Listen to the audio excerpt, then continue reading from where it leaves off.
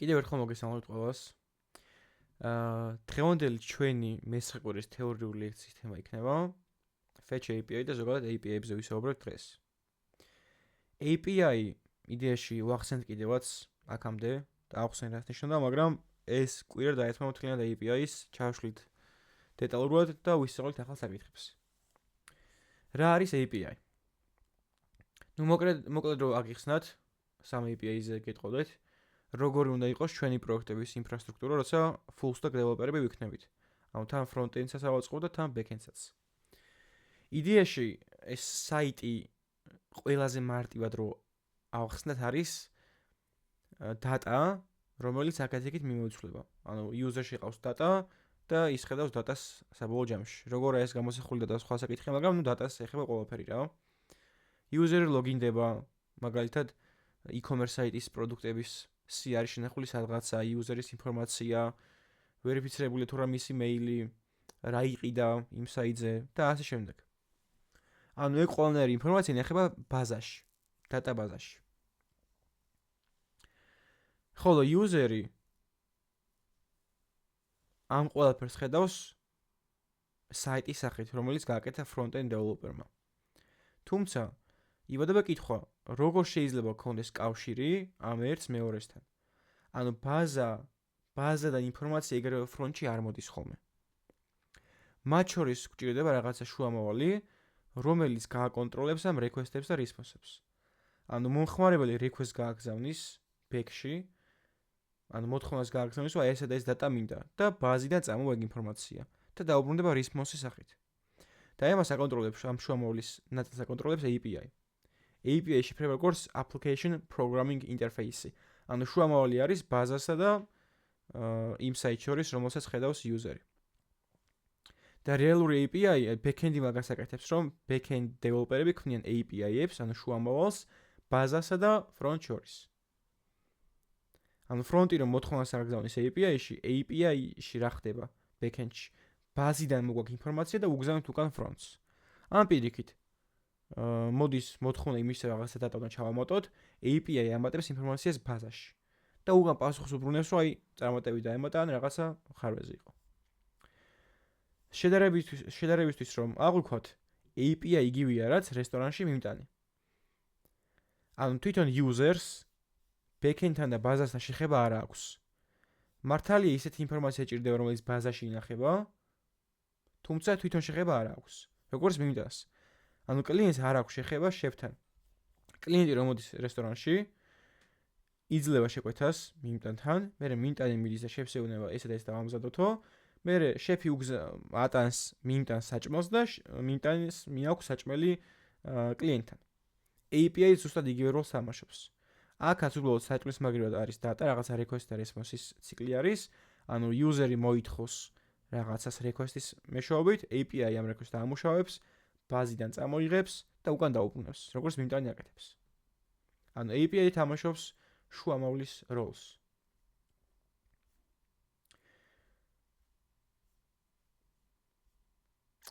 ერთი სლაიდი მინდა რომ აი ამასაც შევეხოთ უბრალოდ, რომ ვიცოდეთ ზოგადად ეს URL-ი, ანუ ლინკი რა ნაწილებად იყოფა. მისი სტრუქტურა რომ ვიცოდეთ.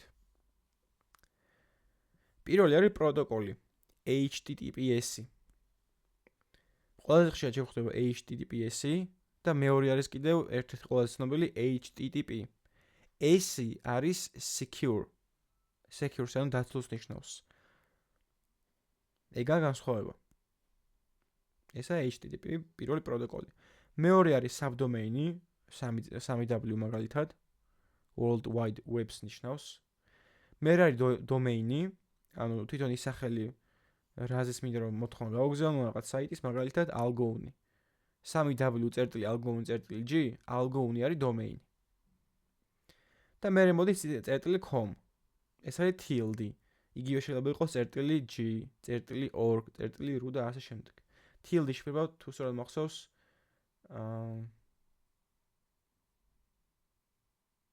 რაღაც domain რაღაც ეწოთი არ მახსოვს TLD meaning. Top level domain, ხო? Top level domain-ად იშიფრება. მერე მოდის subfolder-ი და ამის მნიშვნელობასაც კარგად მიხვდებით ცოტა ხანში. ანუ რა ინფორმაციის წამოღება მინდა, რა რესურსის წამოღება მინდა, მაგალითად მინდა ფეხსაცმელები წამოვიღო. წერ /shoes. აი algorithm საიტის მაგალითად. თვითონ საიტი ხო არის 3w.algorithm.g. მაგრამ თუ გადავიდეთ კურსებზე, ან მენტორებზე მაგალითად, აქ ეწერება /mentor. ანუ /mentor-ზე გადავდივარ, არის დამატებითი რესურსი ამ საიტის. როგორც საიტებში შეიძლება ქონდეს ეს რაღაცა პარამეტრები, ქვევით და სლაგები და ასე შემდეგ, იგივე API-ის მისამართსაც. მერე არის სლაგი, კიდევ უფრო დამატებითი ინფორმაცია, running shoes for men, ანუ ფეხსაცმელებიდან წამოიღო კაცებისთვის სარბენი ფეხსაცმელები. და ბოლოს პარამეტრები. პარამეტრები არის ჩართულად ფილტრი, მაგალითად, ფერი მინდა შავი და მინდა უახლესი ფეხსაცმელი. ამებსაც გავუვლით პრაქტიკაში.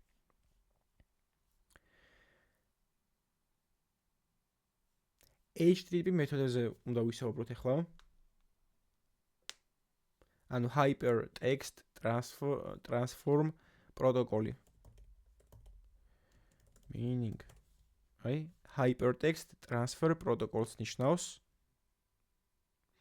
და მთლიანი ეს HTTP იმაში გვეხმარება, ანუ იმას განაგებს თუ როგორ უკავშირდებიან სხვადასხვა საიტები და ინტერნეტის სხვადასხვა ადგილები ერთმანეთს.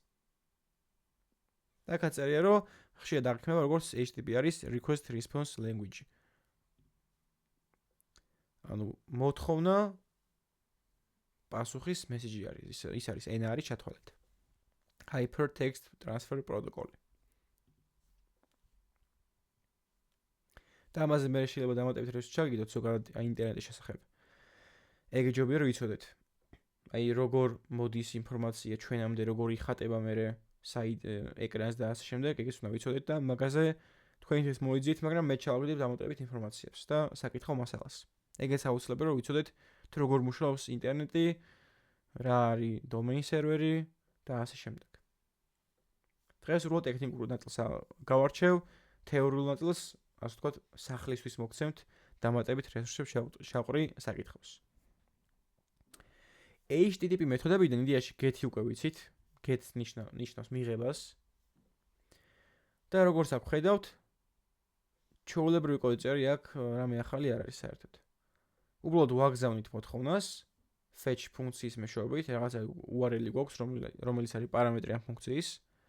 ანუ ფუნქციაზე გამოვიძახებ, არგუმენტად გადავაწყვეტი მისამართს, სადაც მინდა რომ ინფორმაცია წამოვიღო, რომელი API-დანაც მინდა რომ წამოვიღო ინფორმაცია. მე მიღებული RESPONSE ობიექტიდან ამოვიღებ ჩემთვის ასრულ დატას JSON ფუნქციის მეშვეობით და ამ დატას დავაბრუნებ. და ამას ტესტავდით JSON placeholder-ზე. JSON placeholder. ეგეთი public API, ანუ საჯარო API არის, რომლის გამოყენება შემიძლია. უბრალოდ აქედან მარტო შემიძლია რაღაცების წამოღება. ანუ უკან გაგზავნა დატასის შეცვლა და ასე შემდეგ არ შეგვიძლია, იმიტომ რომ ყველა შეცვლიდა და აირევდა საერთოდ. და დღევანდელი ლექციისთვის გამომივიყენებთ ისეთ ბიბლიოთეკას, რომელიც საშუალებას გვაძლევს, რომ გავაკეთოთ mock API, ანუ fake API. ანუ ნამდვილი API არ იქნება, თუმცა ყველა იმ პრაქტიკულ ცოდნას და იმპლემენტაციას გამოვიყენებთ, რომელსაც გამოვიყენებთ რეალურ API-სთან მუშაობისთვის. ხო? და ამ ბიბლიოთეკას ქვია, ანუ დამატებითი ხელსაწყოს JSON server-ი. ეს რომ გამოვიყენოთ, რა თქმა უნდა, JSON უნდა დავაინსტალიროთ npm install JSON server. აი ასე. ნუ უკვე დაინსტალირებული მოქვს, მაგრამ მე თქვენ შეხედავთ, რომ package.json-ში ჩაემატება ახალი ხაზი JSON server-ი. package.json-ი გამოიყენება იმისთვის, რომ დათრეკოს, ანუ შეინახოს ის dependency-ები, ანუ ბიბლიოთეკები და დამხმარე ხელსაწყოები, რომელსაც ამ პროექტში ვიყენებთ.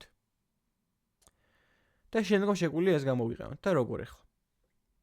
ანუ ჩვენ API შექმნით, on fake API-ს.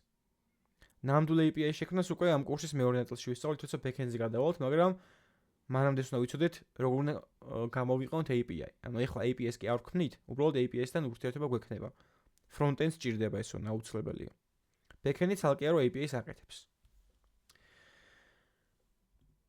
გავაკეთოთ JSON data JSON-ი დავარქვათ, მოდი. სახალხო მნიშვნელობა რა აქვს, თავარია JSON ფორმატში იყოს და ამ JSON ფაილში შევინახავთ ყველა იმ ინფორმაციას და რესურსს, რომელიც ხელმისაწვდომი უნდა იყოს ჩვენს API-ზე. და ამ ყველაფერს წერ ბრეკეტებში. ანუ ფიგურულ ჭრილებში, ბრეკეტებში კი არა და ფიგურულ ჭრილებში. მაგალითად მე მინდა რომ ინფორმაცია წამოვიღო ჩემი API-დან, ოღონდ აქ ხო იყო JSON placeholder-ზე მაგალითად /to-dos. ან ეს არის თვითონ API-ის მისამართი და /to-dos არის subfolder, როგორც იქ იყო, ანუ endpoint-საც ვეძახით, endpoint. რაღაც ინფორმაციის წყარო, სადაც ინახება to-do-ები. აი ეს რომ ჩავწეროთ აქ, ასე გავაკეთებდით, დავწერით to-dos, რომელიც არის ობიექტების მასივი. აი ეს.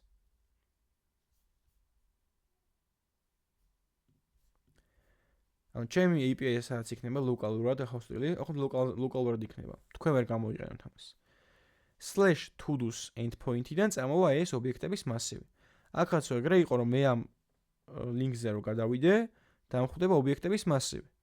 და ეგ მომაქვს მე საბოლოო ჯამში მაინც. და აქაც იგივე ზუსტად. ახლა ეს როგორ უნდა გავუშვოთ? და ხო აუცილებელია რომ properties key სახელებიც იყოს ორ მაგ ბრწყალებში, ერთ მაგში არა, ორ მაგში. იმიტომ რომ JSON-ის ფორმატირების წესები ეგეთია. და ახლა ამას როგორ ვაკეთებთ? შემდეგ command-ს უშვებთ ტერმინალში. npx JSON server, ანუ server-ს უშვებთ JSON-ისას და მე უკვე ფაილის სახელი. რომელ დატაზე დაფუძნებითაც მინდა რომ API გავუშვა ლოკალურად. ანუ ჩემს მოწყობილობაზე. მარტო ჩემს ლეპტოპზე იქნება ეს, თქვენ ვერ გამოიყენებთ ამას. სატესტოდ ვაკეთებთ. და ჩვენი ფაილის სახელი არის data.json. ანუ data.json. მისამართი რა. ეს ყოფილიყო კიდევ სხვა ფოლდერში, მაგალითად data ფოლდერში. დავწერეთ /data/data.json. ასე გავაკეთებდით. ვეტყოდით რომ ჯერ data ფოლდერში შევიდეს და მე data.json ფაილი ამოიღოს. მაგრამ ყველაზე გარეთ გვაქვს, ანუ გვერდზე არის მანდვე, ამიტომ ეგრევე სახელიც გმარა data.json.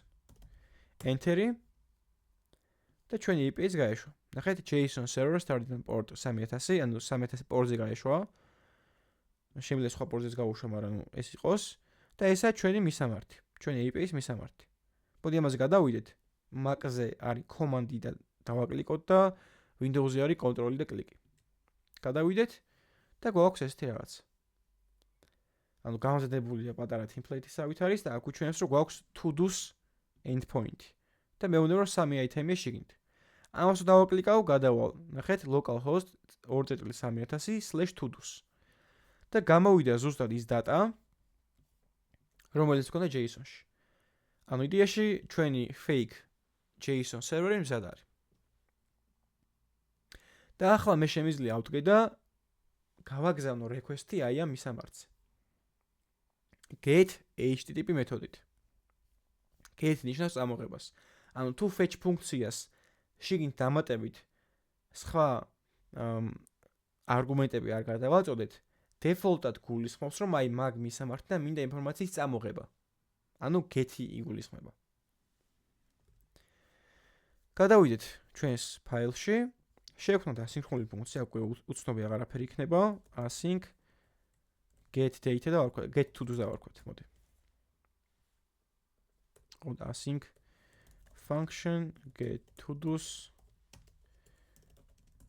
response შევინახოთ წამოღებული response ობიექტი fetch და ლინკი იქნება აი ეს. რასაც მივიღებთ ამას შევინახავთ, ამ JSON მეთოდით ამოვიღებთ და მე შევინახავთ data swatch. ევეთი უეჭველი გჭირდება, რათა დაველოდოთ ამ მოქმედებას, ანუ პრომისის დარეზოლვებას. response.json-ი return data. და მოდი ახლა ეს ფუნქცია გამოვიძახოთ კონსოლში, რომ გამოვიდეს ინფორმაცია. აი ეს. ხო, ანუ აქ კი მიწერია try catch და აი თუ response okay არ არის, მაშინ გავისროლოთ error-ი. ამას ყველა ჯერზე არ დავწერ. იმიტომ რომ ერთი იგივე და არ მინდა რომ ერთი იგივე კოდი წეროთ დღეს, თორემ ისე საჭიროა და პრეზენტაციაში მაინც მაქვს ჩასმული. ოკეი. მოდი გავტესტოთ, ოღონდ ნახეთ. ამ ტერმინალს არ ვეხებით. აქ არის გაშვებული ჩვენი სერვერი API. ახალ ტერმინალს გავხსნით, ამ პლუს ღილაკით, new terminal და აქ გავუშვებ ჩემს ფაილს, ჩემს პროგრამას. Node გამოტოვება lecture.9.js. და დააბრუნე promise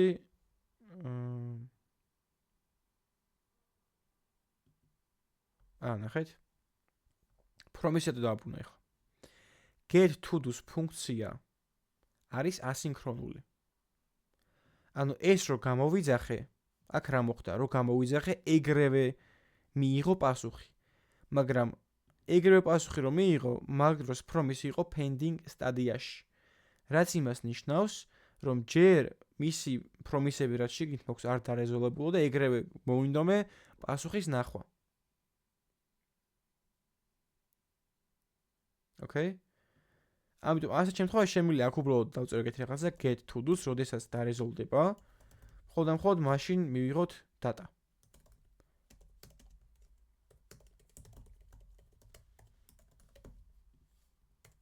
ეს. ანუ როცა get to-dos დარეზოლდება, მხოლოდ მას შემდეგ ამოვიღოთ ის ინფორმაცია, რომელსაც აბრუნებს. ჯობია რომ უბრალოდ data-ს არ ეთარნებდეს, იმიტომ რომ ეს data გამოვიყენოთ, მაგრამ დღევანდელ ლექციაში მარტო შეგვიძლია რომ უბრალოდ ეს data დავაკონსოლოთ აი აქ. console log data. რომ დამატებით ის კოდი აღარ ვწეროთ ყველა იმ ფუნქციის გამო. აი ეს. როგორ ფუნქცია არ გამიძახებია.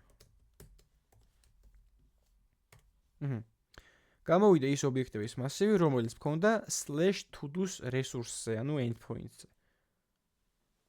და ესა get http მეთოდი. როცა მინდა რომ რაღაცა API მისამართია წამოვიღო ინფორმაცია. მაგრამ მე შემიძლია რომ ამ data-ს მანიპულაცია გავუკეთო, მაგალითად დავამატო. და ეს არის უკვე post http მეთოდი. აქ რა ხდება, ნახეთ, ცოტა განსხვავებული კოდია. აქაც ისევ fetch ფუნქციას ვიყენებ და პირველ არგუმენტად გადავცემ URL-ს, ანუ სად მინდა რომ ინფორმაცია დავამატო. post ნიშნავს დამატებას, დაპოსტვას. და მე მეორე არგუმენტად fetch ფუნქციას ვატან ობიექტს. და ამ ობიექტს აქვს რამდენიმე property.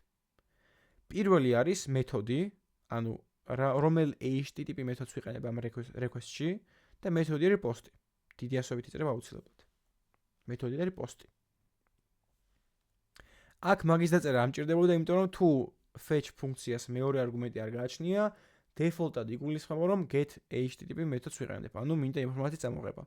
მაგრამ თუ სხვა მეთოდი მინდა, ეს უნდა ცალსახად გამოსაზღვრო.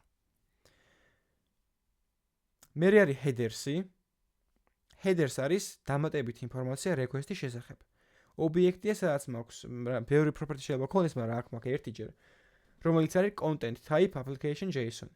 ანუ ვეუბნები მე რომ რა ინფორმაციასაც გავაგზავნი მე, იქნება JSON ტიპის. და მესამე არის body.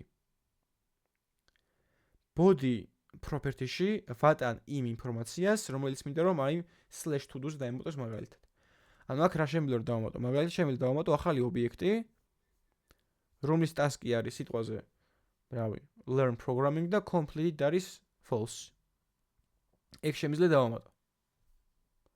ამისთვის რას ვიზამ? მოდი ამას დავაკომენტარებ.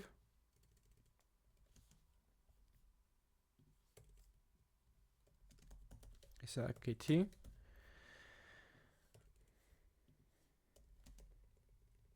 აქ ქონდეს პოსტი. ფუნქციას გავაკეთებ asynchronous. async function add to do. და ქონდეს ეგეთი რაღაც. const responsive await fetch მისამართი იგივეა, მინდა რომ /to-dos endpoint-ზე დავამატო ახალი ინფორმაცია, ოღონდ მინდა რომ დავამატო, წამოღება არ მინდა. ანუ მეთოდი იქნება post-ი. content type-ი. ეს ბჭყალებში მინდა მიწერე, რომ ტირეს გამოყენება არ შეიძლება. content ტირე type ასე არ შეიძლება. ამიტომ ბჭყალებს ვიყენებ. რომ ერთ სიტყვა დავიქოს. არის application JSON. და მესამე body.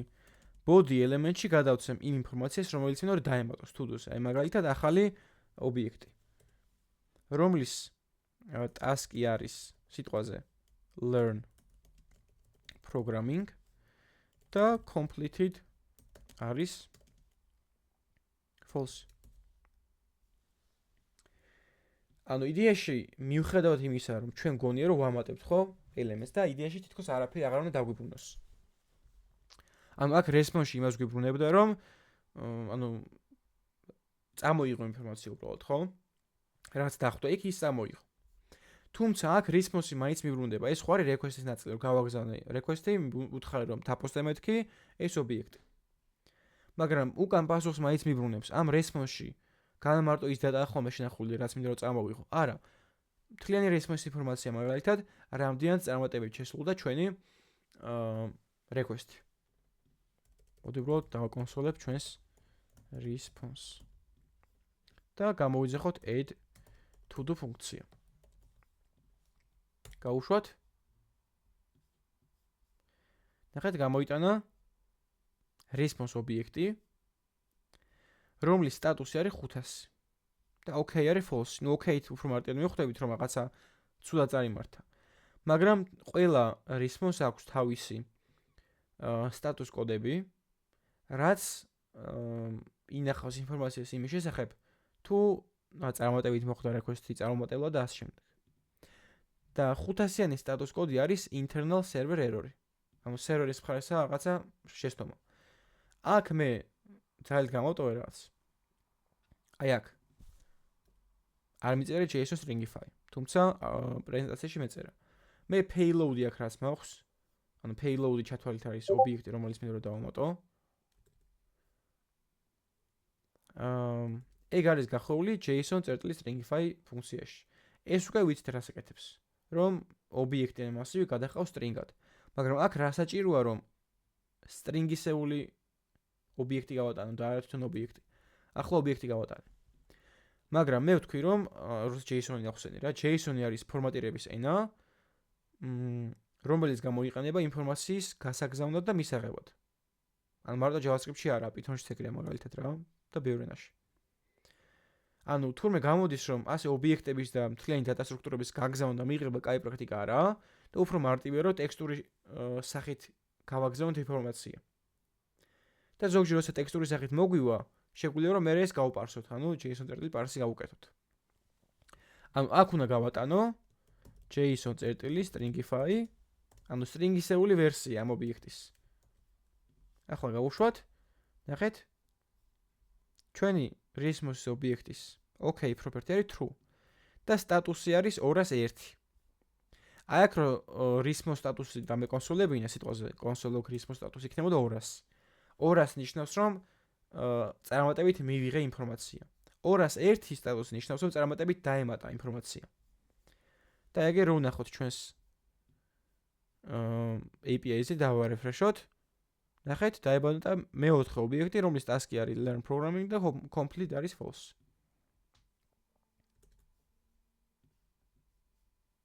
და აქაც იგივე error handling შემიძლია რომ გავაკეთო. ანუ მაგალითად, თუ response okay არ არის, მაშინ გავისწავლოთ error-ი, თუ არა დამოვიღოთ ინფორმაცია. ანუ აქაც რაღაცა ინფორმაცია ინახება საბოლოო ჯამში. აი ნახეთ, const data უდრის await response.json და data დავაკონსოლოთ. აი ნახეთ. მე response.json-ი რომ აქვს რა, response-ში ინახება ის ობიექტი და ის ერთეული, რომელიც დაემატა. ანუ ეხლა ეს რაც დავამატეთ, ის დამიბრუნა. კიდე რო გავუშვა, სხვას დამიბრუნებს, ID სხვა აქვს. და ხო ერთი რაღაც გამორჩა, აქ ყველა აბსოლუტურად ყველა ობიექტს უნდა ქონდეს უნიკალური ID, ანუ იდენტიფიკატორი. და როდესაც API მაქვს აშვებული აქ mock API, რეალური API-შიც ეგრეა. ID-ები ემატება თავისით, ავტომატურად, უნიკალური. ანუ ერთმანეთს არ დამთხო არასდროს. და ეხლა კიდევ ორი დავამატე, რო დავარეფრეშ ჩემი API, ნახეთ კიდევ ბოლოში ორი დაემატა. ან JSON-იც იცვლება რა თქმა უნდა. აი JSON-ი შეიცვალა. ბოლოში ესენი ხო მე არ მეწერა ხელით, მაგრამ API რო შეიცვალა, JSON-იც იცვლება. ვიდეოში პირიქით JSON-ი იცვლება და მე API აქვს რა. და აქ შემიძლია მქონდეს error handling-ი, რომ თუ მაგალითად response სტატუსი არ უდრის 201-ს, მაშინ გავისროლოთ error-ი. New error to do couldn't be added. და ეს რა თქმა უნდა გქონდეს try catch ჩასმული ყველაფერი. აქ გქონდეს try, ნუ ეს ნაწილი ვცადოთ. ეს იგივეა რომ მე არ ვიცი ამის მერე რა მოხდება. არ ვიცი რამდენად წარმატებით შესრულდება ეს request-ი. ამიტომაც try catch-ში ჩავსვამ. error და უბრალოდ დავაკონსოლოთ error-ი. აქ რეალურ პროექტში უბრალოდ არ დავაკონსოლებთ. აქ მექნება რაღაც ფუნქციონალი, რომელიც მოხმარებელს აჩვენებდა, რომ აი to-do-ები ვერ წამოვიღე, ხელახლა სადე. და ღილაკი გამოჩნდებოდა და მე ხელახლა ცდიდა რა. String-ების სახელი ობიექტებში მნიშვნელობა აქვს? String-ების სახელს ობიექტებში მნიშვნელობა აქვს? რაზე ამბობ? რომელ string-ებზე ამბობ, რომელ ობიექტზე? ამაზე ამბობ? ამებს. თუ JSON-ში რომ აქვს ესენი.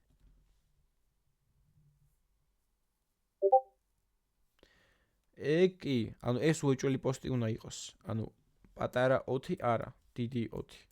ეს აუცილებლად ესე უნდა იყოს. ამას თუ კითხულობთ. თუ არა და დამესვი კითხე და იქნებ მიხვდე. თუ სხვა რამეს გულისხმობ. ესეც აუცილებლად ესე უნდა იყოს. ანუ აქ განა უბრალოდ მე შევქმნი property და მე დავარქვი ჩემი სახელი, არა. ეს მიანიშნებს იმას, რომ იმ კონტენტის ტიპი, რომელსაც ვაგზავნე, არის JSON-ში, ანუ string-ისეული რა. ეს ხო JSON-ში გავაგზავნე. ამის გარეშე არ შეიძლება. ანუ ამით უთხარი მე request რომ აი JSON-ში გიგზავნით ხო რა. და body tag-ში body უეჭველი ეს უნდა ერქვას. აი თემო რაღაც არ შეიძლება რომ ერქვას. body უნდა ერქვას აუცილებლად. ამასაც მეთოდი უნდა ერქვას აუცილებლად. რომ მიხვდეს რა გვინდა ზოგადად. აქ ხო ახალ ობიექტს არ ვქნი. ახალ ობიექტები რაც აქ მე გადავწყვიტავ task-ი და არ ვქო complete თუ სხვა რამე რა. მაგრამ აქ აუცილებლად რომ ესენი მეწეროს.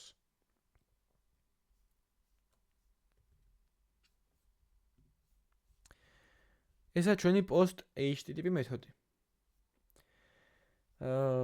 კიდევ ორი HTTP მეთოდი გვაქვს ერთად რომელსაც ყველაზე ხშირად ვიყენებთ. ერთ-ერთი არის put-ი და ხო ეს შემიძლია უფრო გავამოჯობესო, მაგალითად ეს ობიექტი hard code-ით არ მქონდეს აქ გაფიქსული. და აქ მქონდეს სიტყვაზე აქ URL-ი მეწეროს, ასევე მეწეროს რავი. payload-ი, რა ინფორმაციას ვატან. და ზოგადი იყოს ფუნქცია უფრო რა. URL და როდესაც გამოვიზახებ ფუნქციას, აი აქ გავატანო string-ი, ანუ URL-ი და გავატანო ობიექტი. ანუ მაგალითად task-ი იყოს read a lecture, ანუ ლექსის საკითხო. ჩატარება და completed იყოს true. რახამ ჩავატარეთ. აი ეს. ეს იგივე ისევს. უბრალოდ უფრო დინამიური არის. აი ბოლოს დაემატა read a lecture completed true. მესამე დღეისთვის განსახილველი HTTP მეთოდი არის put. Put HTTP მეთოდი გამოიყენება იმისთვის, რომ რომელიღაც კონკრეტული რესურსი ჩავანაცვლოთ. ანუ მაგალითად მე მინდა რომ აი აქ API-ში რომ აქვს სიტყვაზე აი ეს ობიექტი ჩავანაცვლო სხვა ობიექტით და სხვა მნიშვნელობით. ამისთვის ნუ ერთი მჭირდება რომ გავაგებინო API-ს რომ მე მაინც და მაინც ამის შანსლობა მინდა და რითი შემიძლია მიმართო უნიკალური რა აქვს ამ ობიექტს, ყველა ობიექტს აქვს ID. ანუ ვეტყვი რომ 26i8 ობიექტის ID-ს მქონე ობიექტი მინდა შევცვალო რაღაცით და მაგასაც გავატან. აქ კოდი უმეტესով ერთი იგივეა, უბრალოდ მეთოდები იცვლება ხოლმე რა. კოდი მქონდეს async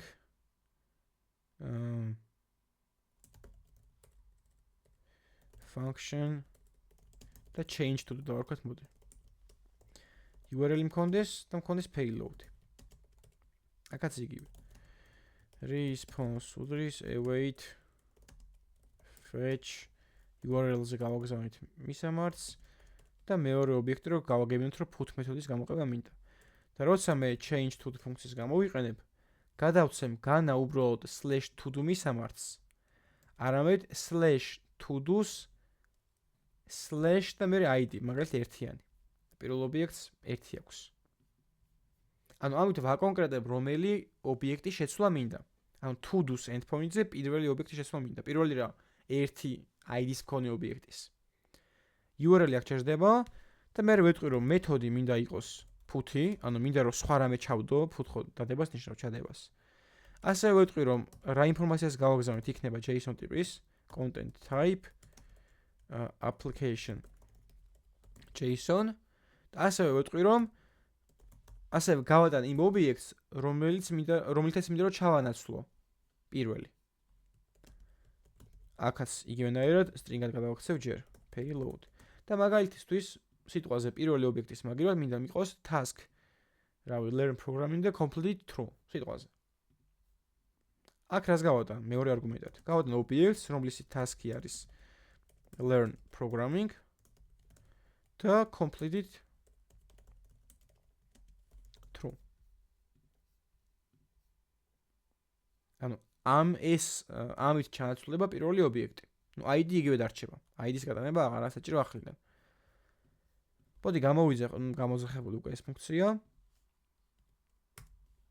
და ნუ არაფერს არ აკონსოლებს, მაგრამ იმიტომ რომ არაფერი დამიკონსოლებია. თუმცა ნახეთ, მე რომ დავარეფრეშო, პირველი შეიცვალა. ID ერთია ისე, მაგრამ task-ი ახლა უკვე არის learn programming ვისალო და completed არის true. მე ასევე შემიძლია რომ დამატებითი პროპერტიები მივცე სიტყვაზე name თემო. გავუშვათ, კიდე ჩანაცვლება და თემოს დაემატება. მე თუ მაგალითად მარტო task-ს გავატან, ეს იმას კი ანიშნავს, რომ მარტო task-ი შეიცვლება. არა, აი ამ ობიექტით ჩანაცვლება მთლიანი ის ობიექტი. ეხლა რო გავუშვა, მარტო task-ი დამრჩება. იმიტომ რომ მე ამით ვანაცვლებ, ფუთი მაგას ნიშნავს, რომ ყველა პროპერტი ახლიდან უნდა გავწერო. თუნდაც მაგალითად, ნახეთ, task-ი ახლა ხო არის learn programming. ეს რომს არ იცვლებოდეს და სხვა რამე მინდა რომ დავამატო. აი მაგალითად complete true დავამატო და name თემო. ამის დაწერა მაინც მიწევს. მიუხედავად იმისა, იგივე არის თუ არა. ეს რომ არ დავწერო, აი ესე რომ მქონდეს. მთლიანი ობიექტი იქნება completed true და name თემო. ჩანაცვლება რა. ანუ ამის დაწერას მიწევს. და ესა ჩვენი put მეთოდი. ნუ აქაც იგივე response რომ იბრუნდება, ამ response აქვს თავისი status კოდი, okay იქნება ახლა true და status-ი არის 200-ის წარმატებით ჩავანაცვლეთ. აქაც იგივენად შემიძლია try catch-ი თუ status კოდი არ არის 200, მაშინ გავისვათ error-ი და მე დავიჭირეთ, მაგას აღარ დავწერ. და ხო, თუ ამოვიღებ response-დან data-ს აი ასე console log data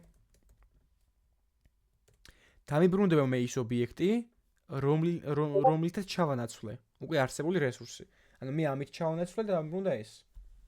პოსტზე ხო ეგრე იყო, რომ რაც გავაგზავნე, ანუ რაც დავამატე, იმას მიბრუნებდა უკან.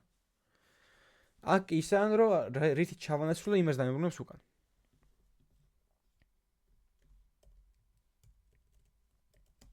აქამდე თუ რაიმე გაუგებარ კითხვებია, დამისვით და გიპასუხებთ.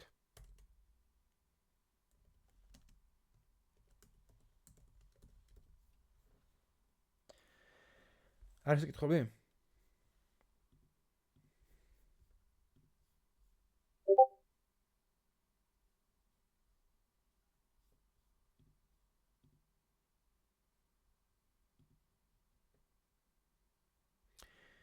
fetch-ი არის ფუნქცია, რომელიც გამოიყენება მოთხოვნის გასაგზავნად, ანუ request-ის გასაგზავნად.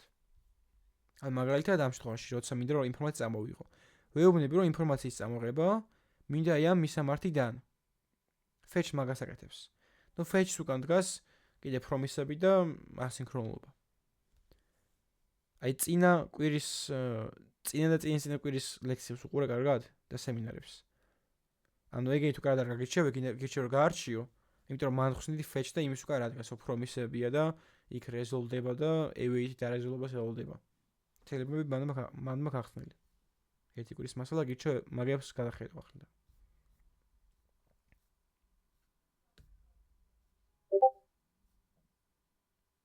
ანუ ID რატო აღარ არის, როცა გავცვალეთ?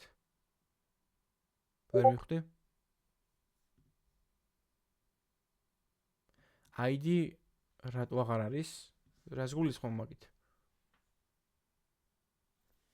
არა, ID მაინცა.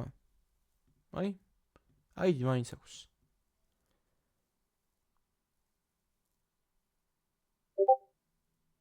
შენ რომ სულ ცარილი ობიექტი გაატანო და უთხრა რომ ცარილი ობიექტი მინდა რომ ჩავანაცვლო ეგ რესურსი, ეგ თუ კონკრეტული ნახე, გავატანე ცარილი ობიექტი. ID მაინც დარჩება. ნახე დააბრუნა ცარილი ობიექტი ID-ით, ესე იგი ესე არის რა. აი მაინც დარჩა.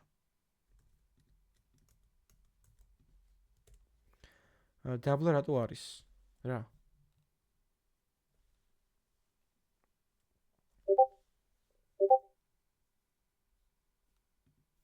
უბრალოდ ჩამოვიდა, ეგ არ ვიცი რა ხდება, მაგრამ ნუ ეგ მნიშვნელოვანი არ არის რა. და მთლიანად რო არ შევცვალოთ, ეგრე არ შეიძლება? კაი კითხვა. ანუ შეიძლება აქ გქონდეს სიტყვაზე 10 property და მარტო ერთი შესვლა გიწევდეს. და შენ რო ფულს იყენებ, გიწევს რომ ის 9-ს გაწერო ხელით, რაც იგივეა და მე ის ერთი შეცვალო. და აი მაგას ხსნი ახლა patch მაგისთვის გამოიყენება. ანუ მაგალითად სიტყვაზე თუდუები არაა და არის ადამიანი რა, მაგალითისთვის. რო არის მაგალითად name თემო, age 21, პროფესია პროგრამისტი, ჰობი აქვს კითხვა, სურვა, coding. მოდი ამით შევცვალოთ ჯერ. აიგა. ნახეთ, ესეთი პირველი ობიექტი გვაქვს. და მაგალითად მე მინდა რომ აი პირველი ობიექტი ასაკი შევცვალო age. რა უმიწევს რომ გავაკეთო? რა ობიექტს ვატან? რას და ვატან name თემოს, იმიტომ რომ მე რომ name თემო არ დავწერო, თემო ჩამოეშლება, ანუ ამით ჩანაცვლდება. age 22, მე პროფესიასაც ვატან, ჰობისაც ვატან. ანუ მიუხედავად იმისა, რომ name და პროფესია არ იცვლება, მაგ ყველაფრის მიუხედავად. მე მაინც მიწევს ამის დაწერა. ფუთი შემთხვევაში თუ არ დავწერე, ამოვარდება. მაგრამ ნუ ზედმეტი თავის ტკივილია რა. რაში გვჭირდება ეგ? ეს დავაბრუნო უკან. ესე. და ზუსტად მაგისთვის გამოიყენება patch HTTP მეთოდი. უბრალოდ აქ ვეუბნებით რომ მეთოდი იყოს patch და დანარჩენი იგივეა. უბრალოდ აი აქ payload-ში ვატანთ მხოლოდ იმ property-ებს, რაც მინდა რომ შევცვალო. მოდი ამ ფუნქციას გავწერ, async function ისე მოდი change to დავარქვათ. მაგ URL-ი, მაქვს payload-ი, ანუ read იცვლება.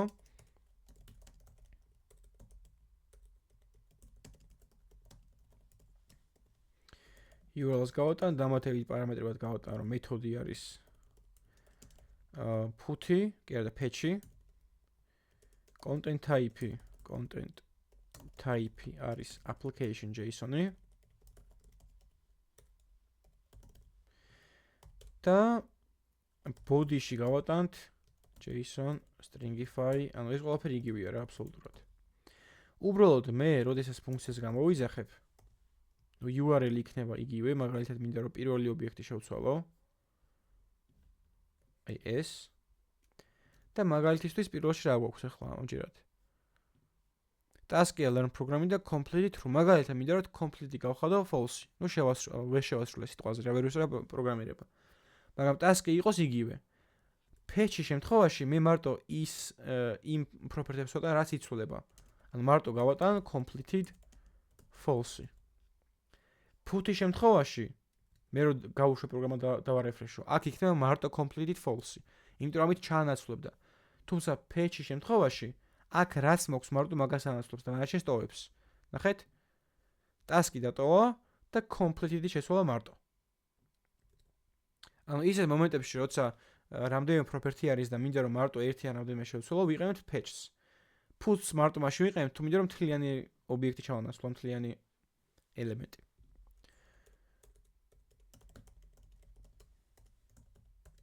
ნუ აქაც იგივე, response-ში არის თავისი OK, თავისი body property, სტატუსი არის და აქედან შემიძლია რომ data ამოვიღო. const data უდრის await response JSON-ი, ანუ პასუხად მაინც მიბრუნდება რაღაც ინფორმაცია.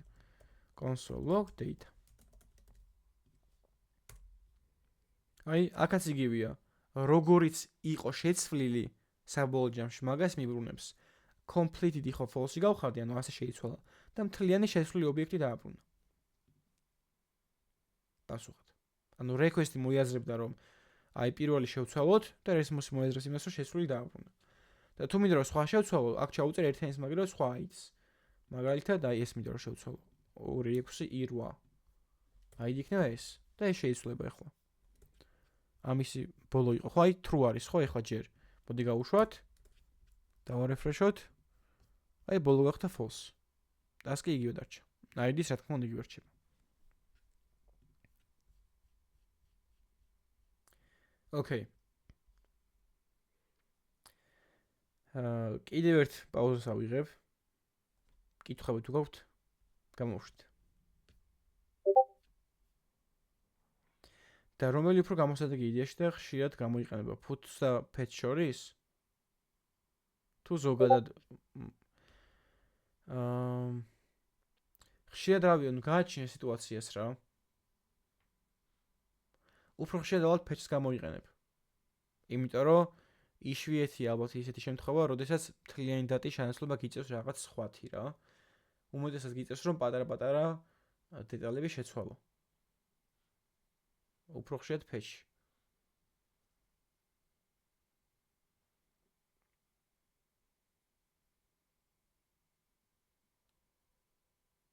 Okay.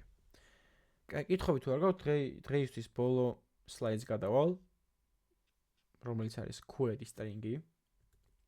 მაგალითად მაქვს ესეთი task-ი. მეუბნებიან რომ აი ამ API-დან წამოვიღოთ მხოლოდ ისეთი to-do-ები, რომელიც შევასრულეთ. ანუ სადაც completed არის true. ეხლა ეს რაც გვაქვს, როგორ ვიზავთ ამით? ვიცა? query string. ამას როგორ ვიზავ? ჯერ წამოვიღებ მთლიან დატას და გავფილტრებ, ხო? და დავტოვებ მხოლოდ იმას, რომლის completed არის true. Async get on function ჭირდება. Async function get completed to do.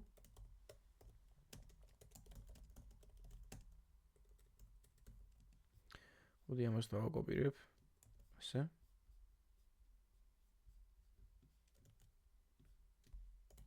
to-do-ებს ამოვიღებ მთლიანად. და აი ეს მთლიანად წამოვიდა, ამას გავფილტრავ, filter მეთოდს გამოვიყენებ და დავტოვებ მხოლოდ იმათ, რომლის completed property არის true. const completed to-dos უდრის data.filter და მხოლოდ ის to-do დავტოვოთ, რომლის completed property არის true. და აქ ეს რომს არ დაუწეროთ, იგივეს ნიშნავს. ეს თუ true არის, გადააგდებს, თუ false არ გადააგდებს. და მოდი ახლა ეს დავაკონსოლოთ. console log completed to-dos. და მშვენივრად მუშაობს. ხო, ანუ complete მარტო ერთი მაქვს. ხო, მარტო ერთი მქონია როგორც ჩანს. კაი, მოდი false-ები იყოს.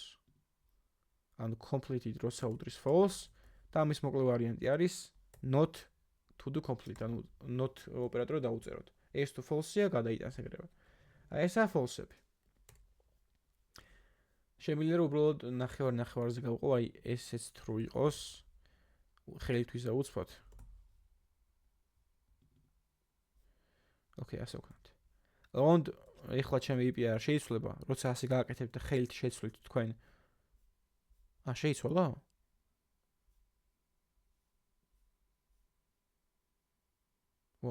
შეიცვალა. ადრეულ ვერსიაში არ იცვლებოდა. ეხლა როგორც ჩანს და რო შეცვლი, მაინც იცვლება ჩვეულებრივად.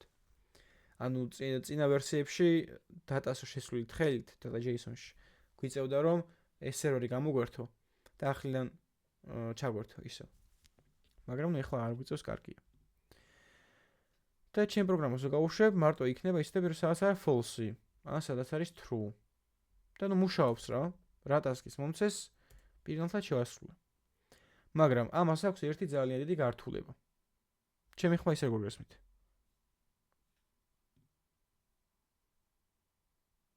ჩვენიერი. Discord მაგამიწითლ connection-ი და მაგიტო ვკითხე. თუ გესმით, კარგია. ამას აქვს ერთი ძალიან დიდი გართულება. ეხლა ჩვენ მუშაობთ პატარა API-ზე. თუმცა არის API, რომლის endpoint-ზე შეიძლება იყოს მილიონობით ინფორმაცია, მილიონობით ობიექტი მაგალითად. ანუ რა გამოდის, რომ მე მილიონობით ობიექტი მომაქვს და მე რო ფილტრავ ფრონტში. ეს არის ძალიან ცუდი პრაქტიკა. რა დატაც მე არ მჭირდება ფრონტში, ის ბექიდან, ანუ API-დან არც უნდა მოდიოდეს საერთოდ. ანუ მე ყველა თუ უნდა მომქონდეს, არამედ მხოლოდ ისეთები, რომელიც არის completely true. და ამისთვის გამოიყენება query string-ი. Query string-ი არის დამატებითი ინფორმაცია იმ endpoint-ზე, რომელსაც ვიყენებ. მაგალითად, თუ უნდა მინდა წამოვიღო ისეთი ობიექტები, რომლის completely არის true. ამას როგორ ჩავწერ? Query string იწყება კითხვის ნიშნით, ანუ ჯერ არის URL-ი რაღაც და მე კითხვის ნიშანი. და ვწერ completely to this truth. ესაა ჩვენი query string. კითხვის ნიშანი და completed უდრის truth. ანუ ეს იმას ნიშნავს, რომ to-dos endpoint-დან წამოვიღებ ისეთ დატას, რომლის completed არის true. და ეხლა გაფილტრა და ეკითები აღარ მიწევს. ეგრევე წამოვა. აი ნახეთ? წამოვიდა. და მე ფრონტში მომივიდა ის ინფორმაცია, რაც მჭირდებოდა.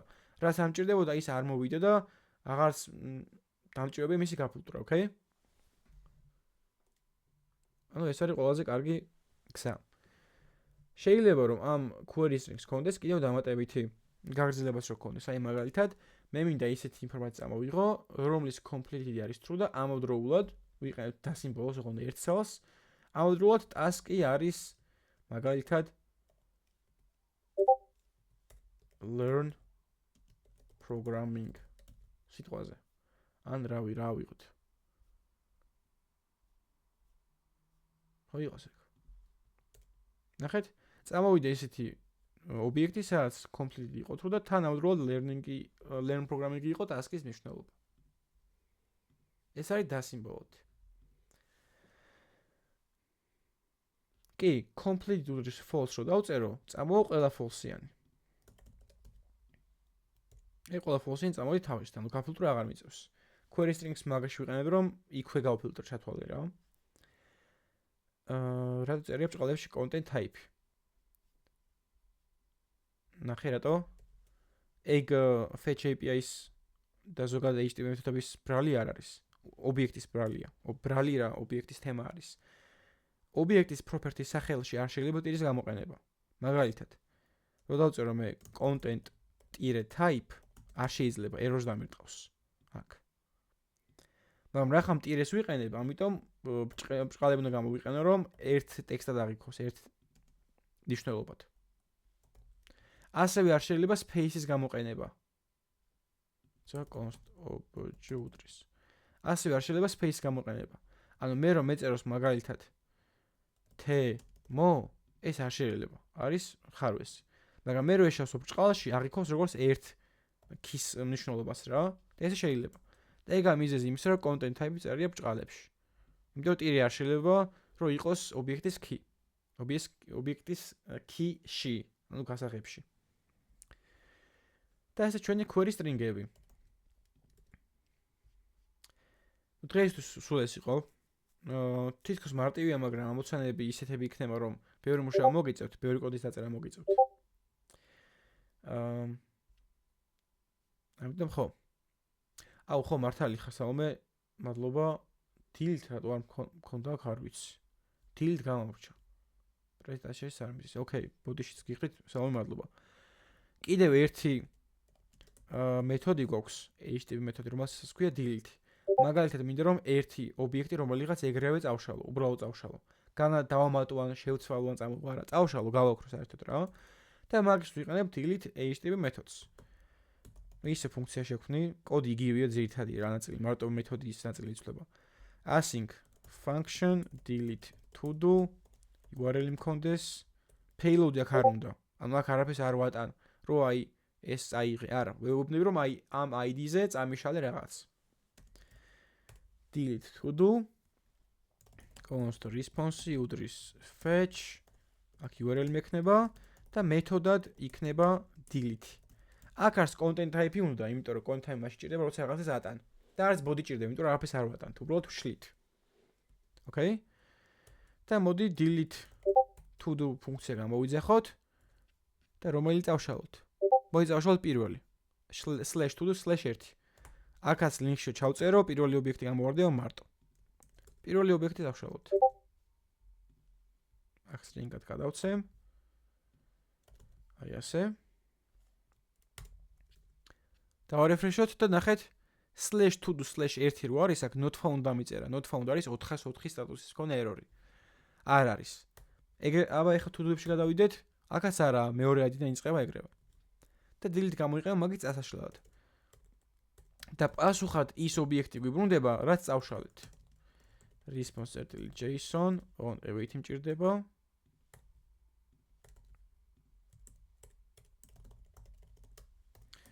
მაგალითად მინდა ეხლა იგივე რო გავუშვა, errors დამირტყავს, ნახეთ. იმიტომ რომ პირველ ობიექტზე აღარაფერი აღარ დგას. ეხლა მოდი მეორე წავშალოთ. ნუ ეს აქ try-catch-ში უშველი და რო რამე. თუ response.json-ი აღარაა. აქ აღარ ბრუნდება მგონი არაფერი. მოიცავ ნახო. აქ await მინდა, sorry. await გამორჩა. ანუ დარეზოლობას არ დაველოთ.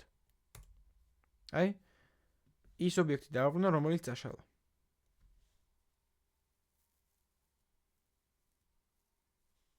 ესაა ჩვენ delete. ნუ ახაც შეგვიძლია რომ გავუმჯობესოთ, მაგალითად აქ თლიანი ლინკი გადავცე, არამედ მარტო ID გადავცე. სამიანი მაგალითად. და აქ თქვა რომ ID მქონდეს და აქ იყოს query string-ი. query string-ი რაღაცა და template literally.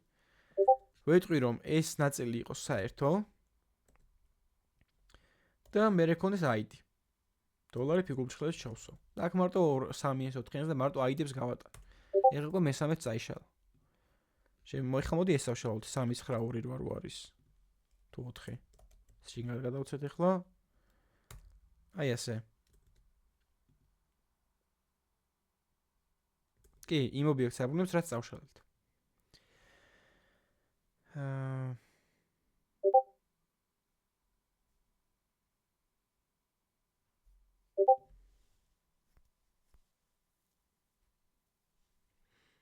შეიძლება უბრალოდ აჩვენო, რომ აი ესა და ეს წაიშალა. კონკრეტული მაგალითი არ მახსენებ, მაგრამ მაინც გიბრუნდება რა. გინდა გამოიყენებ, გინდა ნუ გამოიყენებ. მაგრამ შეგიძლია თქვა, რომ აი მაგალითად მე რო წავშალე ისე to do რომლის task-ი იყო მაგალითად read a lecture. რო დაიმბრუნდება ეს ობიექტი, შემიძლია ამოვიღო ეს ობიექტი და უთხრა, რომ read a lecture task-ი წაიშალა. ეს read a lecture საიდან მოგაქვს? რაც დაგიბრუნდა, იქიდან მოგაქ რა. მაგალითისთვის.